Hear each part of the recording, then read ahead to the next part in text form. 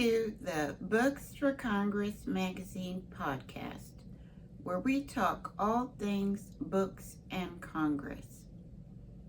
We're excited today to talk with you about some great historical essays that we found and some recent interesting activities before Congress. The book that we have chosen is this collection of political essays on the nature and operation of money, public finances, and other subjects by Pelatiah Webster.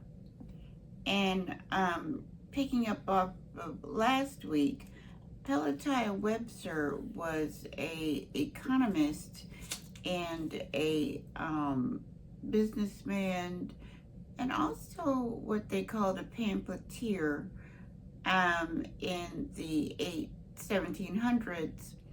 And he wrote a lot of pamphlets or essays on public finances and currency during the American Revolution. And he corresponded with some of the founders. They were no doubt familiar with his readings, and he wrote several pamphlets under different names or different pseudonyms, and then he actually compiled them all into this one book, which we're going to kind of read over the next few weeks. And we wanted to introduce it this week. So hopefully when we circle back around in the new year, we'll have read quite a few of his essays and have a nice summary to give you on some of his writings. So again, just wanted to introduce this book, and we'll be talking about it a little bit more in the new year. And it's a series of essays from an economist in the 1700s who wrote about currency and finance during the American Revolution.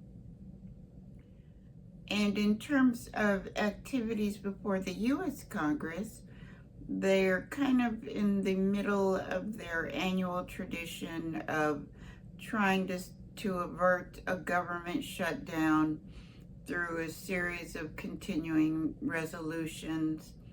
This has been complicated by the fact that there's a new administration coming in that's heavily focused on wanting to cut spending and bring some more regular order to the budget and appropriations process.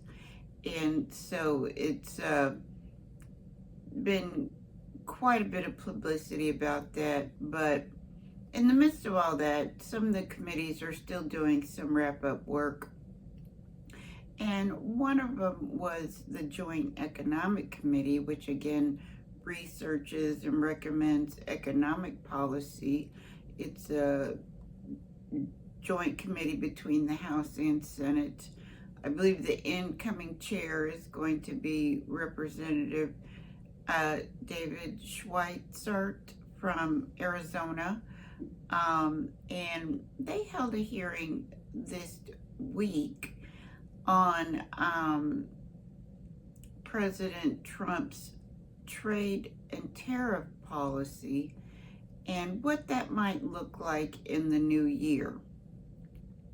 And we have a couple of clips we'd like to share from some key members, just some brief statements outlining their views on President Trump's trade and tariff policies.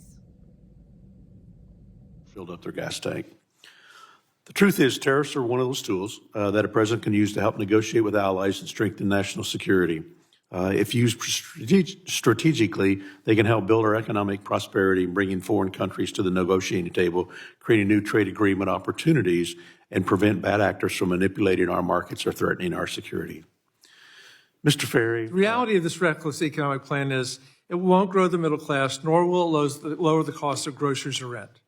Donald Trump even wants to use these tariffs as a way to pay for the trillions of dollars in tax cuts for the rich that are in TCJA Part 2. So higher costs for you, lower taxes for his wealthiest friends. Now, the hearing itself was just, again, another discussion about some of these important issues, but it was a fairly robust hearing. Several members participated. There are some hearings where sometimes it's only the chair and one or two other members, but there was good participation in this hearing, and the speakers were very knowledgeable. It was very informative. Tariff policy is very difficult to understand, but from what I was able to glean from the discussion, the main point of tariffs is to try to spur economic manufacturing activity at home by making foreign goods more expensive. That's one of the purposes of a tariff. But unfortunately, it doesn't always work like that because manufacturing has just been so decimated in the U.S. You can't just spin up manufacturing overnight. So, and while they did say that it's possible that the tariffs that began in the first Trump administration and continued into the Biden administration did help with getting the chips manufacturing legislation passed and trying to spur along some more chip manufacturing in the U.S. It still wasn't clear to me whether or not this is a really successful strategy. It certainly doesn't sound like a short-term strategy, something that will work maybe over years in time, particularly as they're trying to bring more manufacturing capacity back into the U.S. But it was a great discussion, a great way to learn more. And there was a lot of written testimony. If you invested the time to read the written testimony from the experts, you could probably even learn even more. But it is a complex issue, but one that we should all be following because it's so important to our future. And we're going to continue to follow it and at least give you our initial thoughts, a heads up in terms of what's going on, what legislation is moving, and how the incoming administration is approaching trade and tariffs, and just keep following how the story develops. We hope you found this issue of the magazine informative, and that you have a wonderful holiday season, a Merry Christmas, and a Happy New Year. And we will see you in 2025 at the start of the 119th Congress. Thanks so much. Bye-bye.